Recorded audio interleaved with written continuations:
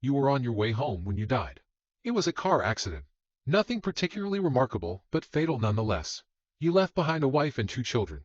It was a painless death. The M's tried their best to save you, but to no avail. Your body was so utterly shattered you were better off, trust me. And that's when you met me. What happened, you ask? Where am I?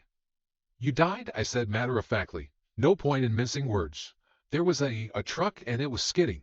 Yep, I said. I died. Yep. But don't feel bad about it. Everyone dies, I said. You looked around. There was nothingness. Just you and me. What is this place, you asked? Is this the afterlife? More or less, I said. Are you God, you asked? Yep, I replied. I'm God. My kids, my wife, you said. What about them? Will they be all right? That's what I like to see, I said. You just died and your main concern is for your family. That's good stuff right there. You looked at me with fascination. To you, I didn't look like God. I just looked like some man, or possibly a woman, some vague authority figure maybe, more of a grammar school teacher than the Almighty. Don't worry, I said. They'll be fine. Your kids will remember you as perfect in every way. They didn't have time to grow contempt for you. Your wife will cry on the outside, but will be secretly relieved. To be fair, your marriage was falling apart. If it's any consolation, she'll feel very guilty for feeling relieved. Oh, you said? So what happens now? Do I go to heaven or hell or something? Neither, I said. You'll be reincarnated. Ah, you said. So the Hindus were right. All religions are right in their own way, I said. Walk with me. You followed along as we strode through the void. Where are we going? Nowhere in particular, I said. It's just nice to walk while we talk.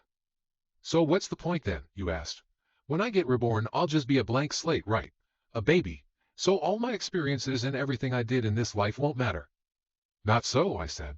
You have within you all the knowledge and experiences of all your past lives. You just don't remember them right now. I stopped walking and took you by the shoulders.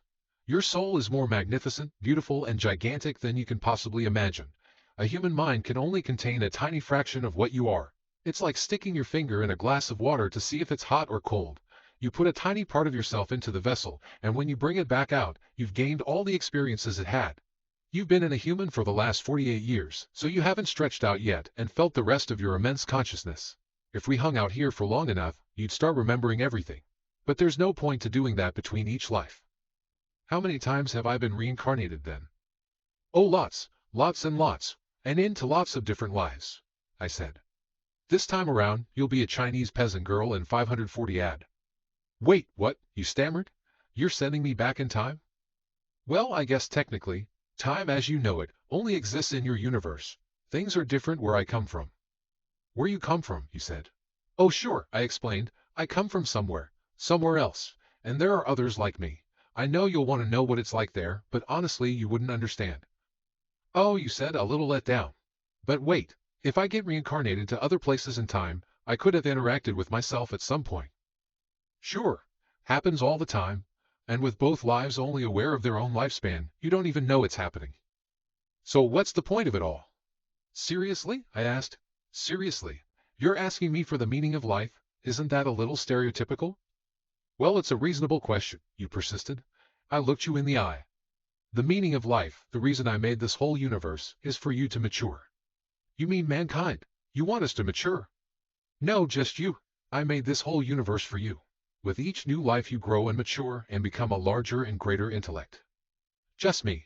What about everyone else? There is no one else, I said. In this universe, there's just you and me. You stared blankly at me. But all the people on Earth. All you. Different incarnations of you. Wait. I'm everyone. Now you're getting it, I said, with a congratulatory slap on the back. I'm every human being who ever lived. Or who will ever live, yes. I'm Abraham Lincoln. And you're John Wilkes Booth, too, I added. I'm Hitler, you said, appalled. And you're the millions he killed. I'm Jesus. And you're everyone who followed him. You fell silent. Every time you victimized someone, I said, you were victimizing yourself. Every act of kindness you've done to yourself. Every happy and sad moment ever experienced by any human was, or will be, experienced by you. You thought for a long time. Why, you asked me? Why do all this? Because someday, you will become like me. Because that's what you are. You're one of my kind. You're my child. Whoa, you said, incredulous. You mean I'm a god? No, not yet. You're a fetus. You're still growing. Once you've lived every human life throughout all time, you will have grown enough to be born. So the whole universe, you said, it's just an egg, I answered. Now it's time for you to move on to your next life. And I sent you on your way.